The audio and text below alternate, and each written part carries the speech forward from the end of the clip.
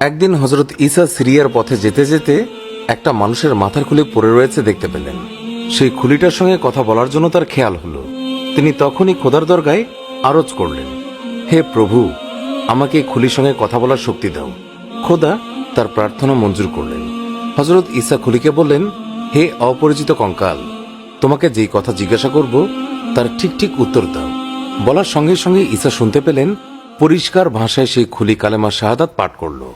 ঈসা জিজ্ঞাসা করলেন, তুমি পুরুষ না স্ত্রী? খুলি উত্তরে বলল, পুরুষ। ঈসা বললেন, তোমার নাম কি? খুলি উত্তরে বলল, জামজাম। ঈসা আবারও জিজ্ঞাসা করলেন, আগে তুমি কি ছিলে? খুলি উত্তরে বলল, আমি বাদশাহ ছিলাম। ঈসা বললেন, বটে, তোমার জীবনে কি কি কাজ করেছিলে? খুলি উত্তরে বলল, আমি আগে একজন বাদশাহ ছিলাম। ধন দৌলত লোক লস্কর আমার এত বেশি ছিল যে দুনিয়ার বাদশাহরা দেখে অবাক হয়ে যেত। তারা আমাকে দেখে খুব ভয় আর সম্মান করত। কিন্তু আমি কারো উপর কোনো অত্যাচার করতাম না। গরিব দুঃখীদেরকে সাধ্যমতো দান করতাম। সমস্ত দিন নিজের কাছে ব্যস্ত থাকতাম, কিন্তু ভুলেও কখনো খোদার নাম মুখে আনতাম না। এমনি করে অনেক দিন আমি বাদশাহী করেছিলাম। একদিন দরবারে বসে কাজ করছি, এমন সময় হঠাৎ করে আমার মাথা ব্যথা শুরু হলো। মাথা ব্যথা ক্রমেই বাড়তে লাগলো, কিন্তু যন্ত্রণা ক্রমেই অসহ্য হয়ে উঠল। যেখানে যত বড় হেকিম ছিল, চিকিৎসার জন্য তাদের সকলকে ডাকা হলো, কিন্তু কিছুতেই কিছু হলো না। যন্ত্রণায় ছটফট করতে লাগলাম, মাঝে মাঝে অজ্ঞান হয়ে পড়তে লাগলাম। এমন সময় হঠাৎ করেই একটা আওয়াজ আমার কানে ঢুকলো।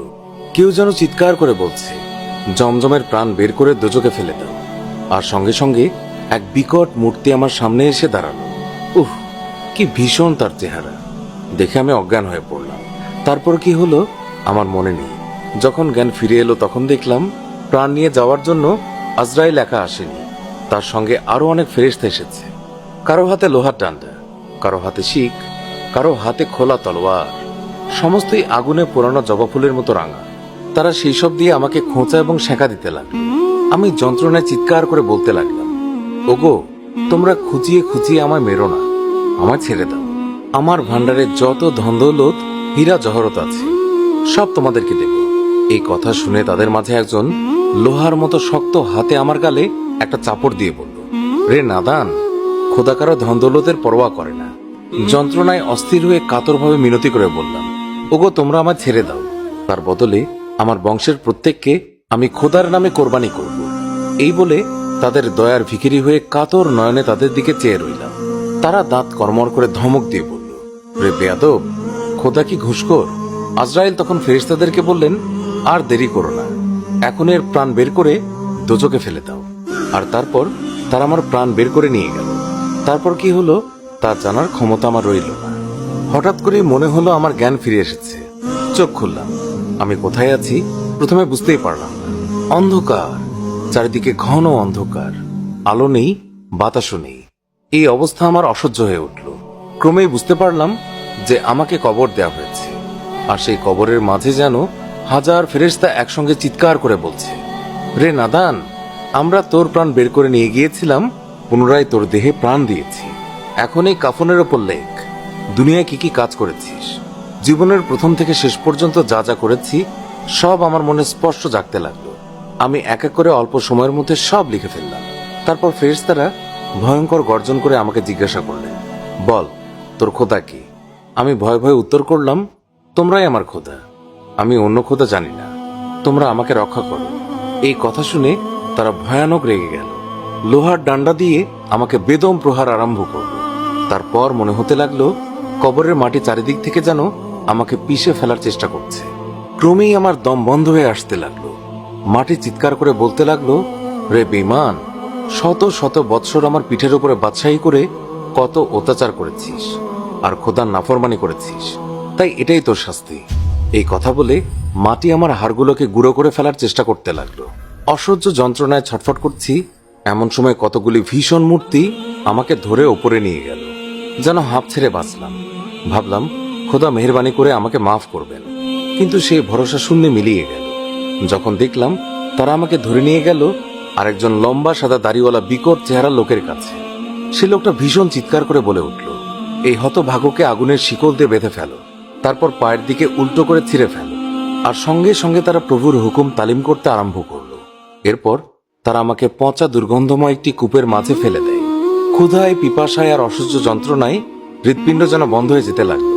আমি কাতরভাবে তাদেরকে বললাম, দোহাই তোমাদের, আমাকে এক পাত্র পানি দাও। ফেরেশতারা তারা যেন কিসের রস আমাকে খেতে দিল। চোখ বুজে সেই রস মুখের মাঝে ঢেলে দিই। উহ, কি বিশ্রী দুর্গন্ধ! মনে হতে লাগলো এই জিনিস না খাওয়াই আমার পক্ষে ভালো ছিল। চিৎকার করে বলতে লাগলাম, কে আছো? এক পাত্র পানি দাও। পিপাসায় আমার প্রাণ যায়। সেই কাতরোক্তি শুনে অপর একজন ফেরেশতা এক গ্লাস পানি নিয়ে এলো। মনে ভরসা হলো, এইবার বুঝি বেঁচে গেলাম। চোখ বুঝে এক নিঃশ্বাসে সবটুকু পান করলাম। উহ, এ যে আরো কটু দুর্গন্ধ! সমস্ত অন্তর জ্বলে যেতে লাগলো। নাক, চোখ, মুখ, কান, এমনকি লোমের গোড়া দিয়ে দুর্গন্ধ বের হতে লাগলো। আমি চিৎকার করতে লাগলাম, তোমরা এমন তিল তিল করে যন্ত্রণা দিয়ে আমাকে না মেরে যা করার একবারই করে ফেলো। আমি আর সহ্য করতে পারছি না। তারা কেউ আমার কথা গ্রাহ্য তো করলোই না, বরং আমার সেই অবস্থা দেখে ঠাট্টা বিদ্রুপ করতে লাগলো। আমি যতই যন্ত্রণায় চিৎকার করি ততই তারা হো হো করে হাসতে লাগলো। কিছুক্ষণ পরে একজন ভীষণ দর্শন ব্যক্তি আমার সম্মুখে এসে দাঁড়ালো। তার ভয়ঙ্কর আকৃতি দেখে আমার বুক শুকিয়ে গেল। তার বিষ মাখানোর লম্বা নখে আমাকে গেঁথে শূন্যের শুকরাত নামে এক পাহাড়ে নিয়ে এলো। সেই পাহাড়ে 7টি কূপ। প্রত্যেক কূপ থেকে বিষাক্ত গরম ধোঁয়া বের হচ্ছে। প্রত্যেক কূপে হাজার হাজার বিষাক্ত সাপ এবং বিছা পরস্পর কামড়াকামড়ি করছে, আর তাদের মুখের বিষ নিঃশ্বাসে এই ধূম্র নির্গত হচ্ছে। ফেরেশতারা আমার চুল ধরে সেই কূপের মাঝে ফেলে দিল, আর সাপ বিছারা চারিদিক থেকে আমাকে কামড়াতে আরম্ভ করে দিল। জ্বালায় চিৎকার করতে লাগলাম। তারপর তারা আমাকে এক পুকুরের কাছে নিয়ে গেল। সেই পুকুরে পানি নেই, শুধুই পুঁজ, রক্ত আর বিষে ভরা সেই পুকুর। আমার চুল ধরে সেই পুকুরের মাঝে জোর করে আমাকে ডুবিয়ে রাখলো। যতই উপরে ওঠার চেষ্টা করি ততই তারা আমাকে জোর করে চেপে ধরে রাখে। এই রকমই এক কূপ থেকে আরেক কূপে, এক পুকুর থেকে আরেক পুকুরে হাজারবার ডুবিয়ে হাজারবার তুলে এনে শত বছর ধরে আমাকে কষ্ট দিল। তারপর আজ হঠাৎ করেই শুনতে পেলাম কে যেন কাকে বলছে, যেই পথে হযরত ঈসা যাচ্ছেন সেই পথে জমজমকে দোজক থেকে তুলে ফেলে দাও। দুনিয়াতে সে অনেক ভালো কাজ করেছে। অন্নহীনকে অন্ন এবং বস্ত্রহীনকে বস্ত্র দান করেছে। সে আজ তার পুরস্কার পাবে। সে খোদার নাম একবারও মুখে আনেনি, সেই জন্য সে পাপ করেছে। তার শাস্তি পুরো মাত্রায় ভোগ করার পর সে আবার দুনিয়াতে যাবে। ঈসা আলাইহিস সালাম জিজ্ঞাসা করলেন, জমজম, তুমি আমার কাছে কি চাও? জমজম বলল, তুমি খোদার কাছে এই প্রার্থনা করো, তিনি যেন আমার সমস্ত পাপ ক্ষমা করে আমাকে পুনরায় পৃথিবীতে পাঠিয়ে দেন।